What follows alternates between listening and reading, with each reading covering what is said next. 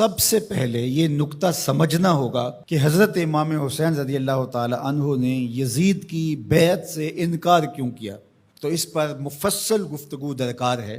یزید کی کرتوتیں، اس کے اعمال جس کی گواہی آپ تک پہنچی تھی، اور کچھ اعمال کے چشم دید گواہ تھے، اس لیے وہ یزید کو قبول نہیں کر سکتے تھے۔ آپ نے بیعت یزید سے انکار کرتے ہوئے کہا مثلی لا یبایع مثلہ، لوگوں میں بیعت یزید سے انکار اس لیے کر رہا ہوں کہ میرے جیسا شخص اس جیسے شخص کی بیعت نہیں کر سکتا۔ یہ دو لفظوں میں پوری گفتگو کا خلاصہ آپ کے سامنے رکھ رہا ہوں۔ مثلی لا یبایع مثلہ، میرے جیسا شخص اس جیسے شخص کی بیعت نہیں کر سکتا۔ اگر امام حسین یزید کی بیعت کر لیتے، قیامت تک ظلم اور جبر کے ساتھ مفاہمت کو سند جواز مل جاتی۔ لوگ کہتے جب نواسہ رسول نے یزید کو قبول کر لیا، اس شخص نے یزید کو قبول کر لیا، اس کے ظلم جبر اور زیادتی کے باوجود، جس کو گٹی رسول نے دی تھی، جس کے کان میں اذان اور اقامت رسول نے کہی تھی، جس کو اپنا لعاب حضور منہ میں دیتے رہے، جو حضور کے کندھوں پہ کھیلتا رہا، حضور کے سینے پہ بیٹھتا رہا، حضور کی آغوش میں کھیلتا رہا، حضور علیہ الصلوۃ والسلام نے جس کی تربیت کی اور جس کو دنیا پر اپنے دو پھولوں میں سے ایک پھول قرار دیا، خون پیمبر، نواسہ رسول، جس کو حضور ابنی کہا، وہ ابن و بنتی، میرا بھی بیٹا ہے، میری بیٹی کا بھی بیٹا ہے، جس کو اپنا بیٹا قرار دیا، جب فرزند رسول ظلم سے مفاہمت کر لیتا ہے، جبر سے مفاہمت کر لیتا ہے، تو پھر مجھے بتاؤ کہ قیامت تک کوئی ظلم اور جبر کے خلاف کھڑا ہو پاتا؟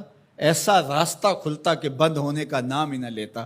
تو حضرت امام حسین رضی اللہ تعالیٰ عنہ نے کہا مثلی لا یبایع مثلہ، میرے جیسا شخص تیرے جیسے سے بیعت کر ہی نہیں سکتا۔ اب جو واقعہ ہونے والا ہے، جو صورتحال درپیش ہے، کربلا میں جو کچھ ہوتا دکھائی دے رہا ہے، وہ میری نظروں سے پوشیدہ نہیں ہے، میں دیکھ رہا ہوں کہ کیا ہونے والا ہے۔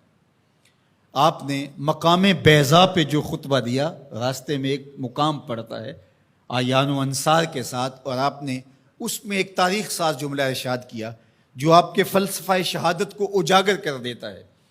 آپ نے فرمایا لوگو، مجھے پتہ ہے میرے ساتھ کیا ہونے والا ہے۔ ظاہر آلات حرب و ضرب لے کر کے نہیں گئے تھے، اعیان و انصار اپنے ساتھ لے کر کے نہیں گئے تھے۔ نواسہ رسول آواز دیتا کہ میرے ساتھ چلو، تو کیا وہ تنہا ہوتے؟ مجھے بتائیے، اس دور میں اگر کسی کام کے لیے میں آپ کو آواز دیتا ہوں، میرے جیسا خاکسار شخص جس کی کوئی اوقات اور حیثیت ہی نہیں ہے، لیکن کتنے لوگ میرے ساتھ کھڑے ہوں گے، اور جو پیغمبر کی گود میں پلا ہو۔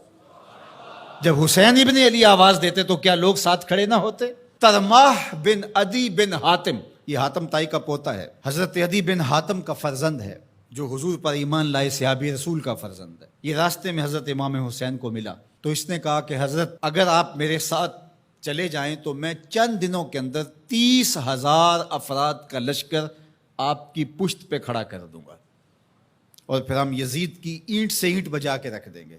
لیکن ترماح بن عدی کی پیشکش کو حضرت امام حسین نے قبول نہیں کیا، کہا بس مجھے جانے دو۔ تو کہا کہ لوگوں، میرے ساتھ جو ہونے جا رہا ہے، جو میری آنکھیں دیکھ رہی ہیں، مجھے اچھی طرح معلوم ہے، ہونے والے مناظر میری آنکھوں کے سامنے گھوم رہے ہیں، کوئی چیز میری نظروں سے پوشیدہ نہیں ہے، لیکن اس کے باوجود بھی میں کیوں جا رہا ہوں؟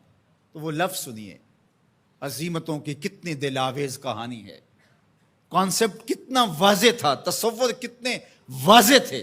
وَلَكُمْ فِيهَا أُسْوَةٌ، میں اس لیے جا رہا ہوں قیامت تک جبر، ظلم، جور اور زیادتی کے خلاف کھڑے ہونے والوں کے لیے کوئی نمونہ تو ہو۔ وَلَكُمْ فِيهَا أُسْوَةٌ، میری زندگی آنے والوں کے لیے نمونہ بن جائے کہ مفاہمت جبر سے نہیں کی جاتی، ظلم سے صلح نہیں کی جاتی، ظلم کا مقابلہ کیا جاتا ہے، چاہے کچھ بچے یا نہ بچے۔ لوگ سر بچانے کے لیے ہاتھ دے دیتے ہیں، امام نے ہاتھ بچانے کے لیے سر دے دیا، کہا یزید کے ہاتھ میں یہ ہاتھ نہیں آئے گا۔ آج پوری دنیا کے اوپر آزادی کی جتنی بھی تحریکیں چلتی ہیں، حریت فکر کی جتنی تحریکیں چلتی ہیں سارے حرارت خون حسین سے لیتے ہیں۔ گاندھی نے جب برطانوی سامراج کو للکارا تو اس نے اپنے لوگوں سے کہا کہ تم کہو گے کہ اتنے تھوڑے لوگوں کے ساتھ اتنی بڑی طاقت سے ٹکر لینا دیوار کے ساتھ سر پھوڑنے کے مترادف ہے، لیکن میرے سامنے حسین ابن علی کا اسوہ موجود ہے۔